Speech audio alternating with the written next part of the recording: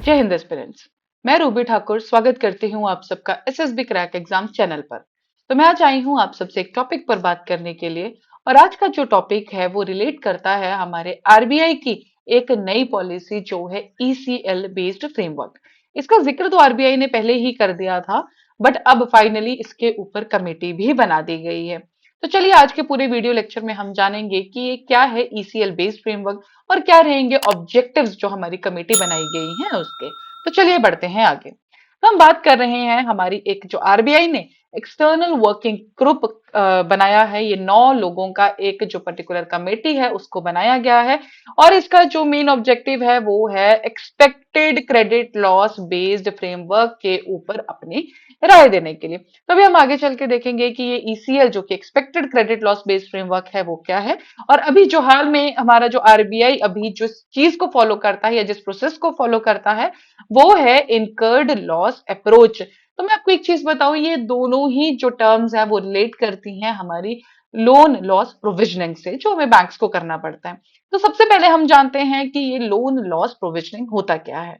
तब समझिए, जैसे मान लीजिए कोई भी जब बैंक लोन देता है, मान लीजिए उसने 1 करोड़ का लोन दे दिया, तो जरूरी नहीं है कि हर बार हमारा 1 करोड़ का जो लोन दिया है उसका पूरा का पूरा हमें पेमेंट वापस आ जाए। ये हम सब जानते हैं, कुछ टाइम में हम न्यूज, कुछ सालों से हम न्यूज में देख भी रहे हैं कि होता क्या है कि कुछ जो बैड बैंक का कंसेप्ट आया है या कुछ लोग जो लोन नहीं वापस कर पाते हैं या कुछ लोग जो देश छोड़ के चले जाते हैं, ऐसे हमारे पास बहुत सारे एग्जाम्पल हैं जहां पे बेसिकली हमारे बैंक को सफर करना पड़ता है कि जिन लोगों ने लोन लिया है वो उनको वापस नहीं करते हैं।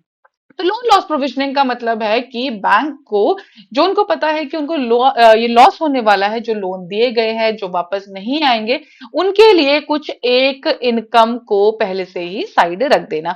सो a loan loss provision as an income statement expenses set aside to allow for uncollected loans. जो लोन कलेक्ट नहीं होंगे या जो डिफॉल्ट में जा चुके हैं उनके लिए पहले से ही आप एक इनकम सेट कर दीजिए। तो उसे हम कहते हैं लोन लॉस प्रोविजनिंग।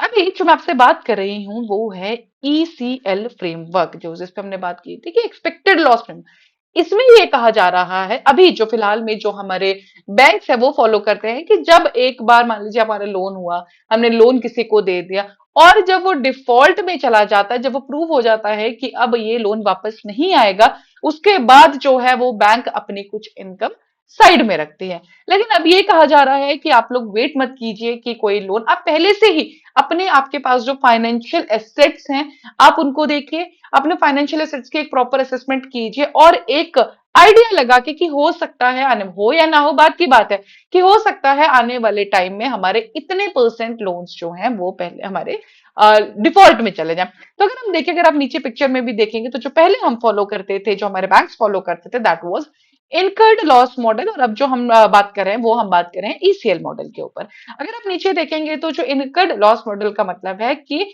अभी करंट में ऑलरेडी जो हमारे करंट में और थोड़े पहले के जो हमारे लोन्स हैं जो डिफॉल्ट हो चुके हैं उनके बेसिस पे एक इनकम रखेंगे।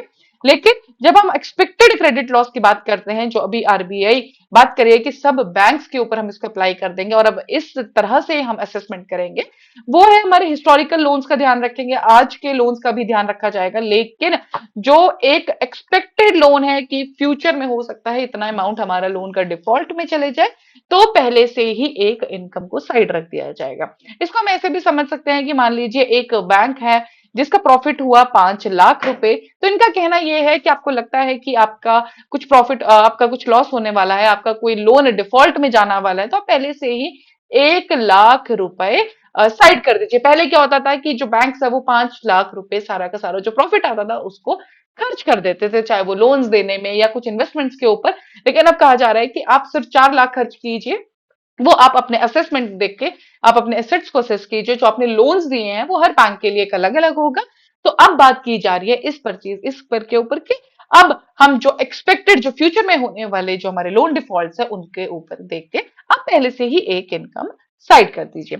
तो अब आते हैं इस कमेटी के ऊपर कि इस कमेटी के जो हमारे हेड होंगे वो हैं हमारे प्रोफेसर आर नारायण स्वामी, जो कि प्रोफेसर है IIM बेंगलोर के। प्लस इनके साथ 8 और लोग हैं जो डिफरेंट डिफरेंट बैंक से या पर्टिकुलरली फाइनेंशियल उससे बिलोंग करते हैं। तो इनमें अगर हम नाम देखें तो प्रोफेसर संजय कलपुर जो कि ISB हैदराबाद से हैं, राजेश बनर्जी जो KPMG, एस श्रीवानस राव SBI से, राजेंद्र खंडेलवाल ICICI बैंक से, सुशांता भाषा HDFC से, आदिश यादव कैनरा बैंक, और प्रवीण कुमार तपारिया सरस्वती कोऑपरेटिव बैंक, और श्रीधरन एंड जो इक्विटास स्मॉल फाइनेंस बैंक है इनसे ताल्लुक रखते हैं। तो ये 9 लोग मिलकर इनका एक पैनल बनाया गया है जो कि अब डिसाइड करेंगे हमारी कुछ चीजें, अब जो फाइनली हम ECL के ऊपर बात कर रहे हैं इसको अप्लाई करने के लिए। तो अगर हम देखें कि हम इसमें कौन कौन से ऑब्जेक्टिव्स के ऊपर बात की जाएगी, तो सबसे पहले है कि कुछ प्रिंसिपल, जो बेसिक प्रिंसिपल्स हैं वो डिसाइड करेगा ये जो हमारा पैनल है, किस चीज के लिए, कि जब भी कोई बैंक अपना क्रेडिट रिस्क मॉडल बनाए उसके लिए